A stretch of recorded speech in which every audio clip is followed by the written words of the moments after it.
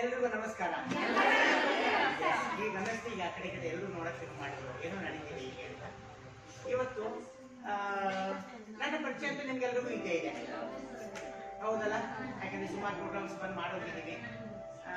ಹಾಗೆ ಇವತ್ತು ನಾನು ನಿಮಗೆ ಒಂದು ಅತಿ ಮುಖ್ಯವಾದ ವಿಷಯವನ್ನು ಮಾತಾಡೋಕ್ಕೆ, ಅಂದರೆ ಹೆಲ್ತ್ ಬಗ್ಗೆ ಮಾತಾಡೋಕೆ ಬಂದಿದ್ದೀನಿ. ಮೆನ್ಸುರಲ್ ಹೆಲ್ತ್ ಬಗ್ಗೆ ಆಯಿತು, BP ಶುಗರ್ ಬಗ್ಗೆ ಆಯಿತು. ಇವತ್ತು ಕ್ಯಾನ್ಸರ್ ಬಗ್ಗೆ ಮಾತಾಡೋಣ. ಕ್ಯಾನ್ಸರ್ ಅಂದ್ರೆ ಏನು, ಯಾಕೆ ಬರುತ್ತೆ, ಅದರ ನಿರ್ವಹಣೆ ಏನು, ಯಾಕೆ ಏನು ಅಂತ.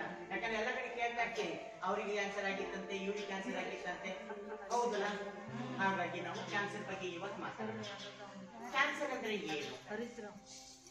ಕ್ಯಾನ್ಸರ್ ಅಂದ್ರೆ ಏನು ನಿಮ್ಗೆ ಏನ್ ತಿಳಿದಿದೆ ಹೇಳಿ.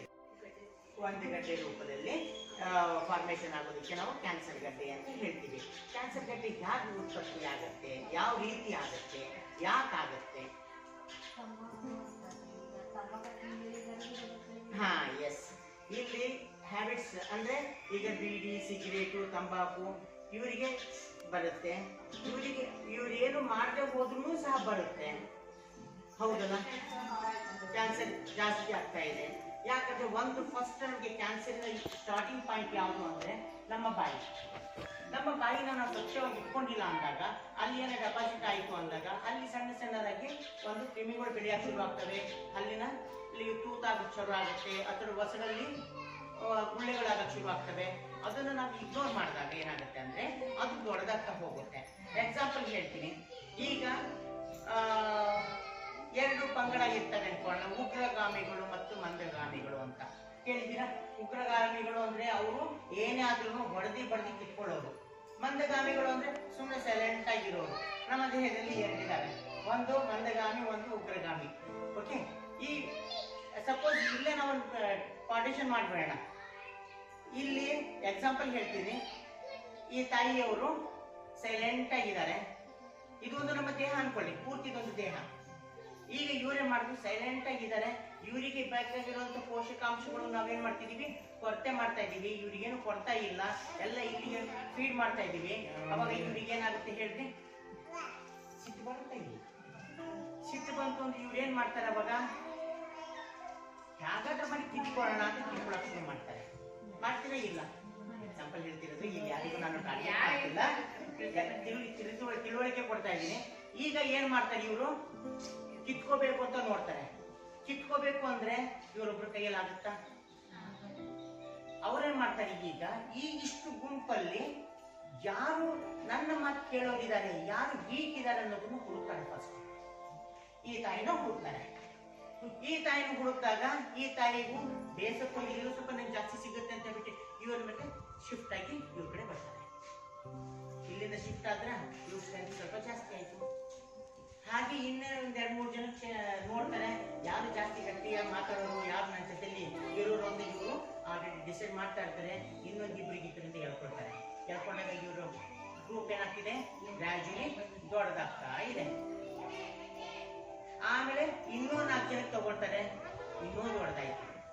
ಅಂದ್ರೆ ನಾರ್ಮಲ್ ಆಗಿದ್ದವರು ಯಾವಾಗ ಇವರಿಗೆ ಏನು ಸಿಕ್ಕಿಲ್ಲ ಕಿತ್ಕೊಳ್ಳಕ್ ಶುರು ಮಾಡಿದ್ರು. ಅದೇ ರೀತಿ ನಮ್ಮ ದೇಹದಲ್ಲಿ ನಮ್ಮ ಸೆಲ್ಸ್ ಇರ್ತವೆ. ಆ ಸೆಲ್ಸ್ಗೆ ಸಫಿಷಿಯಂಟ್ ಪೋಷಕಾಂಶಗಳು ಸಿಗದೇ ಹೋದಾಗ ಈ ಟರ್ದು ಕ್ಯಾನ್ಸರ್ ಸೆಲ್.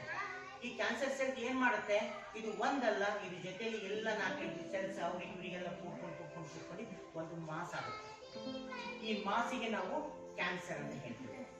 ಗೊತ್ತಾಯ್ತಲ್ಲ? ಕ್ಯಾನ್ಸರ್ ಹೆಂಗ್ ಬರುತ್ತೆ ಅಂದ್ರೆ, ಯಾವಾಗ ಆ ಸೆಲ್ಲಿಗೆ ಸಾಯೋ ಇಷ್ಟ ಇಲ್ಲ, ಆ ಸೆಲ್ಲಿಗೆ ಸಾಯೋ ಇಷ್ಟ ಇಲ್ಲ, ಅದು ಬದುಕಬೇಕು ಅಂತ ಒಂದು ಸೆಣಸಾಗುತ್ತೆ. ಜೊತೆಯಲ್ಲಿ ಇನ್ನೊಂದಷ್ಟು ಜನ ಕರ್ಕೊಂಡು ಇದ್ರ ಕಾಲೋನಿನ ದೊಡ್ಡದು ಮಾಡ್ಕೊಳ್ತಾ ಹೋಗುತ್ತೆ.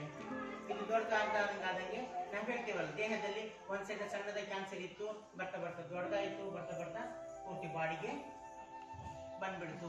ಆಮೇಲೆ ಇನ್ನೊಂದಿಷ್ಟೇ ವಿಚಾರ ಮಾಡಬೇಕು, ಈ ಕ್ಯಾನ್ಸರ್ ಸೆಲ್ಗೂ ಸಾವಿದೆ. ಈ ಕ್ಯಾನ್ಸರ್ ಸೆಲ್ಗೂ ಸಾವಿದೆ, ಆದ್ರೆ ಆ ಸೆಲ್ ಏನ್ ತಿಳ್ಕೊಳುತ್ತೆ ಗೊತ್ತಾ, ನನಗೆ ಸಾವೇ ಇಲ್ಲ, ನಾನೇ ದೊಡ್ಡವನು ಅನ್ಕೊಂಡ್ಬಿಟ್ಟಿರ್ತೆ.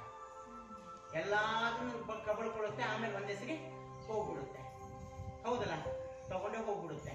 ಹಾಗಾಗಿ ಈ ಕ್ಯಾನ್ಸರ್ ಬರೋದಕ್ಕೆ ಕಾರಣ ಏನು ಅಂದ್ರೆ ಕರೆಕ್ಟಾಗಿ ನಾವು ಹೈಜೀನ್ ಮೇಂಟೈನ್ ಮಾಡದೇ ಇರುವಂಥದ್ದು, ಅಥವಾ ಹ್ಯಾಬಿಟ್ಸ್, ಬ್ಯಾಡ್ ಹ್ಯಾಬಿಟ್ಸ್ ಅಂತ ಹೇಳ್ತೀವಲ್ಲ.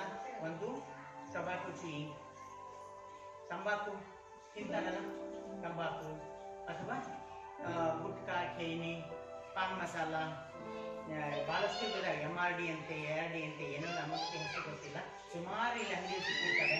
ಅದ್ರ ಮೇಲೆ ಮೆನ್ಷನ್ ಮಾಡಿರ್ತಾರೆ ತಂಬಾಕು ಸೇವನೆಗೆ ಆರೋಗ್ಯಕ್ಕೆ ಹಾನಿಕರ ಅಂತ ಬರ್ದಿರ್ತಾರೆ.